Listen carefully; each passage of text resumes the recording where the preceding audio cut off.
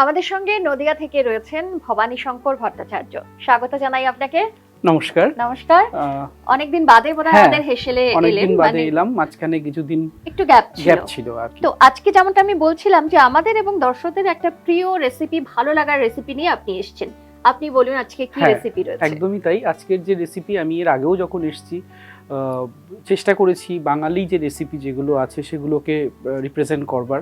তো আজকেও ঠিক তাই। আমি খুব পুরনো একটি বাঙালি সাবেকি মানে ট্র্যাডিশনাল বাঙালি একটি আইটেম, সেটা আজকে আপনাদের সামনে দেখাবো। সেটা হচ্ছে যে ডাব ইলিশ। কিন্তু সাধারণত আমরা ডাব চিংড়ি খেয়ে একটু অভ্যস্ত। একদমই তাই। তো এটা হলো ডাব ইলিশ। এই যে ডাব ইলিশ, এটা কিন্তু পুরনো রান্না, নতুন নয়। আমরা ডাব চিংড়ি দেখে অভ্যস্ত, বা ডাব চিংড়িটাই আমরা সব মুখেও আমাদের আসে ডাব চিংড়ি। কিন্তু আজকে আমি সেই পুরনো রান্নাটিকে আবার সবার সামনে নিয়ে আসতে চাই। যেন এখন ইলিশের সিজন, ইলিশ শুরু হয়েছে, খুব ভালো ইলিশ এই সময়টা পাওয়া যায়। আর আমি যেখানে থাকি নদিয়ার চাকদায়, সেটা বলা যেতে পারে মাছের খনি, মানে অসাধারণ ভালো মাছ পাই আমরা। তো আজকে সেই বাংলাদেশেরই ইলিশ, এটা সেই ইলিশ দিয়ে আমি ডাব ইলিশ করার চেষ্টা করব। ঠিক, তাহলে আমরা শুরু করি, তারপর আমাদের গল্প তো চলতেই থাকবে। প্রথমে কি করছি আমরা? এখানে একটা পেস্ট আমি করে রেখেছি। এই পেস্টটা কিছুই না, এটা একটা খুব সাধারণ বিষয়। সেটা হচ্ছে যে দেখুন এখানে রয়েছে যেটা কালো সর্ষে, কালো সর্ষের গুঁড়ো এটা, আর এটা হচ্ছে সাদা সর্ষের গুঁড়ো। আচ্ছা, এটা হচ্ছে পোস্ত, পোস্তকে গুঁড়ো করে রাখা হয়েছে। আর এর সঙ্গে নিয়েছি এই যে ডাব আর কি।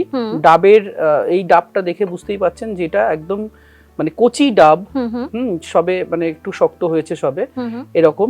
এই ডাব এই মিক্সিতে এই কালো সর্ষে 2 চামচ, কালো সর্ষে 2 চামচ, সাদা সর্ষে 1 চামচ, আর পোস্ত 2 চামচ। ডাবের যে এই যে শাঁসটা, এই শাঁসটা মোটামুটি 2 থেকে 3 চামচ মতন একদম কুচিয়ে মিক্সিতে দিয়ে পেস্ট করে নিয়েছি। তার মধ্যে দিয়েছি 3টে কি 4টে কাঁচা লঙ্কা, এটা আপনাদের স্বাদ মতন দেবেন, একটু নুন, এই দিয়ে খুব সুন্দর করে পেস্ট করে নিয়েছি। কিন্তু তারপরেও পেস্ট করার পর জলটা কিন্তু এখানে বিশেষভাবে বলার, জলটা কিন্তু ডাবের জল ব্যবহার করা হয়েছে। এই ডাবটারই জলটা ব্যবহার করা হয়েছে। একদম, নারকেলও আমরা এই ডাবটা থেকে যেটা বেরিয়েছে ওটাই ব্যবহার করছি, জলটাও তাই। এইখানকারই এই ডাবের জল দিয়েই এটা পেস্ট করা হয়েছে, বাইরে থেকে কোনো জল দেওয়া হয়নি। দিয়ে এইবার এটাকে আমি ছেঁকে নিয়েছি, ছেঁকে শুধুমাত্র দুধটাকে নিয়েছি। তাতে কি হবে, এই যে গ্রেভিটা যেটা হবে বা যেটা মানে মাছের সঙ্গে মিশবে, সেটা খুব সুন্দরভাবে মিশবে, ওর একটু কোনো ছিবড়ে বা কিছু থাকবে না। আর সামান্য একটু ওই যেটা আপনার মানে ছাঁকনিতে মানে ছেঁকে নেওয়ার পরে সামান্য 1 চামচ ওখান থেকে শুধু এর সঙ্গে মিশিয়ে দিয়েছি, অর্থাৎ প্রায় 90% বাদ দিয়ে দেওয়া হয়েছে, দিয়ে 10% শুধু নেওয়া হয়েছে, নিয়ে এই পেস্টটা তৈরি করে নেওয়া হয়েছে। এই পেস্টটাকে আমি এবার কি করব, এই পেস্টটাকে আমি আরেকটু প্রসেস করব। সে প্রসেস করার জন্য আপনারা জানেন যে ইলিশ মাছ মানেই সর্ষের তেল, এই ওতপ্রোতভাবে জড়িত। তো তার জন্য আমি সর্ষের তেল নিয়ে নিচ্ছি। সর্ষের তেল এখানে মাছের যদিও খুব মানে ভালো মাছ যদি হয়, ওর থেকে এমনি তেল বেরিয়ে আসবে, কিন্তু তবু একটু তেল এখানে একটু বেশি লাগবে। তো আমি এর সঙ্গে একটু তেল মিশিয়ে নিচ্ছি।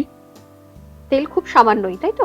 না, তেল একটু বেশি ভালো লাগবে, হ্যাঁ একটু বেশি দিলে, কারণ সর্ষের মানে যেহেতু ইলিশ মাছ, একটু তেল সর্ষের তেলে ভালো লাগবে, ঝাঁসটা ভালো লাগবে। মানে আমরা যেহেতু 3টে ইলিশ মাছ করছি, হ্যাঁ, এখানে কতটা সর্ষের তেল ব্যবহার? এখানে মোটামুটি ধরে নিন 1.5 থেকে 2 চামচ মতন সর্ষের তেল লাগবে।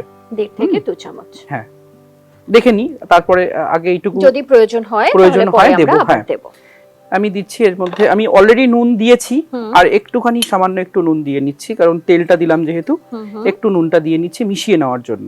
হ্যাঁ, একটু হলুদ দেব, হলুদটা এখানে জাস্ট খুব সামান্য, খুব সামান্য, 1/2 টিস্পুনের থেকে একটু বেশি, পরে দেখছি যদি লাগে তো দেখা যাবে। আর দিচ্ছি এখানে দেখুন কাশ্মীরি লঙ্কার গুঁড়ো রয়েছে, কাশ্মীরি লঙ্কার গুঁড়ো খুব সামান্য।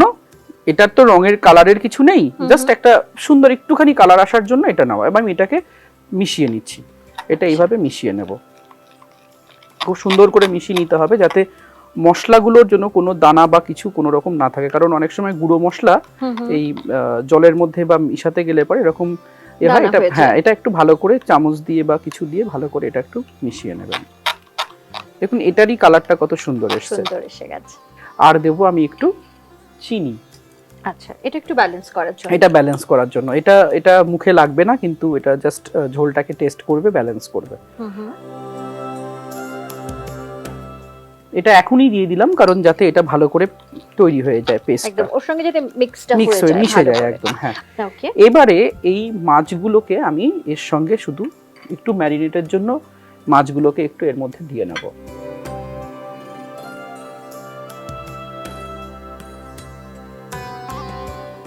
আচ্ছা, এটা ম্যারিনেট করতে হবে তো? এটা দিয়ে একটু খানিকক্ষণ সময় রেখে দিতে হবে। এটা দিয়েই কিন্তু আমি রান্নাটা করব না, এটা দিয়ে একটু ম্যারিনেট করতে দেবো। এটা যদি একটু বেশি রাখতে পারেন তো খুব ভালো, মানে মাছ অলরেডি তখন মানে যদি একটু বেশি সময় রাখা যায়, অন্তত ধরে নিন 20-25 মিনিট, তাহলে মাছটা কিন্তু ওখানেই খুব সুন্দরভাবে আগেই মজে থাকবে আর কি, পুরো মজে থাকবে। ব্যাস এইভাবে একটু খানিকক্ষণ সময় একটুখানি রাখবো। দেখুন এই যে ডাবটা আছে, এটা একদম না কচি ডাব, না শাঁস হয়েছে খুব মোটা নারকেল হয়ে গেছে, এটা কিন্তু মিডিয়াম। এবং আমি এখান থেকে যে শাঁসটা তুলে নিয়েছি, দেখুন ভেতরটা ভালো করে অর্ধেক তুলেছি, অর্ধেক শাঁস রয়েছে, ঠিক মানে নিচে একটা যেন একটা বোলের মতন হয়ে আছে। হ্যাঁ, এই অর্ধেক শাঁসটা আমি নিয়েছি, অর্ধেক কিন্তু নিইনি। তার কারণ এই অর্ধেক দিয়ে আমি আমার যা এখানে যা যা লেগেছে সেটা আমি করেছি, এবং উপরটা ঢাকতে হবে সেই জন্য কিছুটা রেখে দিয়েছি, বাকিটা এইভাবে রেখে দিয়েছি। তার কারণ এই ডাবটা থেকে আরো তেল বেরোবে, তাই আমি আগে তেল অত দিইনি। এই ডাবটা থেকে যে তেলটা বেরোবে সেই তেলেই মাছটা অ্যাকচুয়ালি রান্নাটা হবে। আচ্ছা, ম্যারিনেশনটা তো হয়ে গেছে অনেকক্ষণ, এবারে আমরা কি করছি বল? এবারে আমি এটাকে ডাবের মধ্যে আমি এবার এটাকে জাস্ট আমি প্লেস করব। তো প্লেটে আমি দিয়ে দিলাম। হ্যাঁ, আমি সবার আগে যেটা করছি, এই ডাবের আমরা কি করি, লঙ্কা উপরে দিই, আমি লঙ্কা নিচে দেব, এবং লঙ্কাগুলোকে দেখুন চিড়ে দিয়েছি, কারণ এটা ফ্লেভারটা দারুণ ভাবে ছড়িয়ে যাবে। ওপরে দিলে ওই ফ্লেভারটা ওপর অবধি থাকবে, আমি নিচে দিলাম আর ওপরে আবার দেবো, অর্থাৎ নিচে আমি একটু চেরা লঙ্কা ফার্স্টে দিয়ে নিয়েছি। আমি এবার খুব সাবধানে এই মাছগুলোকে খুব সাবধানে এটা করতে হবে। এটা যেহেতু এখন কাঁচা মাছ, কোনো সমস্যা হবে না, কিন্তু বের করার সময় খুব সাবধানে করবেন। সাবধানে করতে হবে।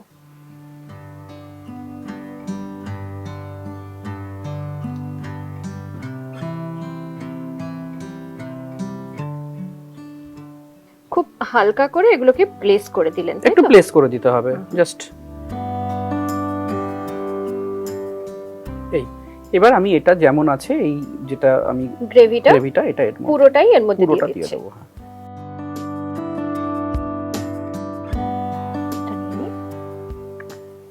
এটা দেওয়ার পরে এটা একটু সামান্য একটু একটা চামচ দিয়ে আস্তে করে একটু জাস্ট ঝোলের মধ্যে যেটা রয়েছে কাঁচা, মানে যেটুকু উপরে রয়েছে সেটা ভেতরে একটু করে দেওয়া, ভেতরে প্লেস মিশিয়ে দেওয়া। আচ্ছা, এর উপর দিয়ে আমি আবার কাঁচা লঙ্কা, চেরা কাঁচা লঙ্কা সেটা উপর থেকে দিয়ে দিচ্ছি। নারকেলের জাস্ট এই যেটা কেটে কাটা হয়েছে সেইগুলোকে দিয়ে আমি একটু এটা ঢেকে দেওয়ার চেষ্টা করব। আচ্ছা, পুরোটা ঢেকে দিতে হবে? পুরোটা ঢেকে দিতে হবে, হ্যাঁ, যাতে গ্যাপটা না থাকে যতটা সম্ভব। সেহেতু কিছু একটু গ্যাপ থাকলে অসুবিধা নেই, তার কারণ হচ্ছে আমি এখানে একটু ময়দা করে রেখেছি, এই ময়দাটাকে একটু ভালো করে এটাকে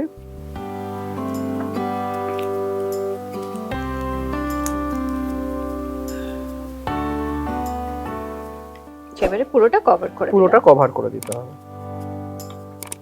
এইভাবে সাইডগুলোকে একটু হাতে একটু জল নেওয়া যেতে পারে। জল দেব? হ্যাঁ, একটু জল দিন, ব্যাস।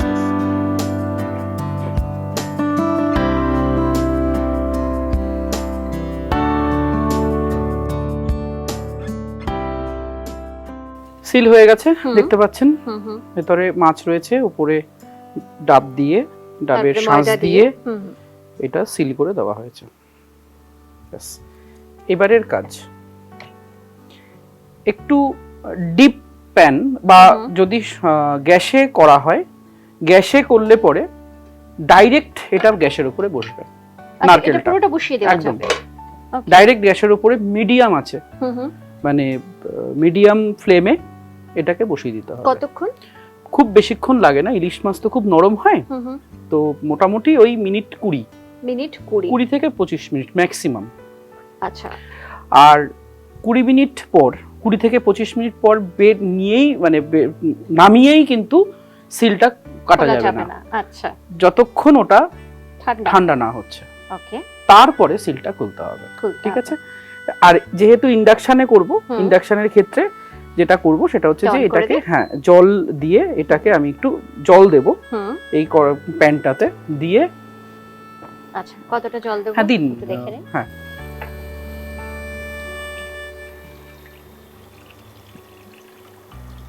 ঠিক আছে, থাক, কমে তো যাবেই, কমলে তখন আবার দেওয়া যাবে। জলটা একটু গরম হোক। তো আমি জাস্ট এইভাবে কিচ্ছু না, খুব সিম্পলি এই জলের মধ্যে এটাকে প্লেস করে দিলাম। দিয়ে এটা ঢাকনাটা মতটা ডিপ নয় বলে আমি ওইভাবে পুরো ঢেকে দিতে পারছি না, তবে আপনারা যেটা করবেন সেটা হচ্ছে এইভাবে এটাকে পুরো ঢেকে দেবেন, ঢাকা দিয়ে রেখে দিতে হবে। আর কিচ্ছু করতে হবে না, ঢেকে রেখে দিতে হবে। আচ্ছা, বেশ খানিকক্ষণ সময় তো হয়ে গেছে, একবার একটু দেখে নেবে যেটা হলো কিনা।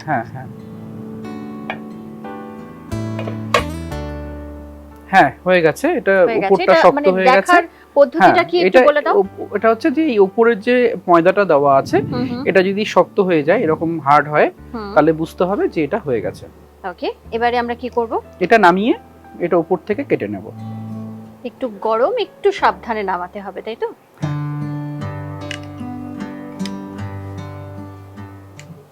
আচ্ছা, এবারে এটা উপর থেকে কেটে নেওয়া হচ্ছে।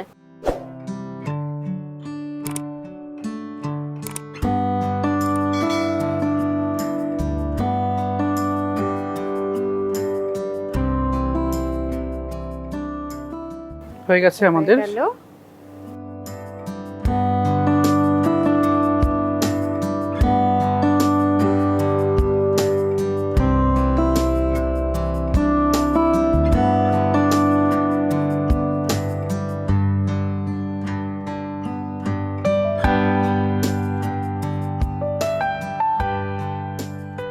এবারে গ্রেভিটা উপরে দিয়ে দেবেন।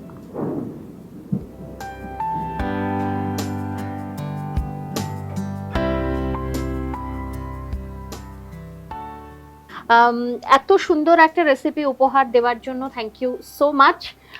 এবং এত সুন্দর করে করলে, মানে কি নিপুণ হাতে, মনে হচ্ছে বাড়িতে রান্না বান্না করা হয়, দেখে তাই মনে হলো। অবশ্যই ভীষণই ভালোবাসি, মানে বিশেষ করে তো রবিবার গুলো বাড়ি থাকি যখন, তো বেশিরভাগ রবিবারই করি। এবং আমার বাড়িতে যখন কেউ আসে, আমার আত্মীয় স্বজন বা কিছু, তাদের দাবি থাকে যে আমি কিছু করে খাওয়াবো। আচ্ছা, এত সুন্দর একটা রেসিপি অবশ্যই বাড়িতে ট্রাই করবেন। আর আমাদের পক্ষ থেকে আপনার জন্য ছোট্ট একটা উপহার রয়েছে, এটা আপনার জন্য। Thank you so much.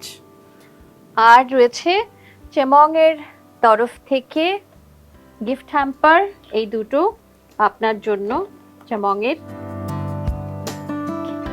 Thank you হ্যাংলাকে। দীর্ঘদিন হ্যাংলা পরিবারের আমি একজন সদস্য, দীর্ঘদিন ধরে আছি, ভীষণ ভালো লাগে। অন্যান্য জায়গাতেও বিভিন্ন চ্যানেলগুলোতে প্রোগ্রাম করি, কিন্তু এখানে আসলে যেন একটা আলাদা আন্তরিকতা, আলাদা ভালোবাসা, এটা আমি বলে বোঝাতে পারবো না, একদম মন থেকে বললাম এই কথাটা। এবং এখানকার যারা আছেন প্রত্যেকে আমার ভীষণ পরিচিত। এখানে আসলে মনেই হয় না যে আমি কোথাও আলাদা কোথাও এসেছি, না, বাড়ির পরিবেশ, ঘরের পরিবেশটাই আমার জন্য লাগে। একদম তাই। এভাবেই সঙ্গে থাকবেন, ভালো থাকবেন। নমস্কার।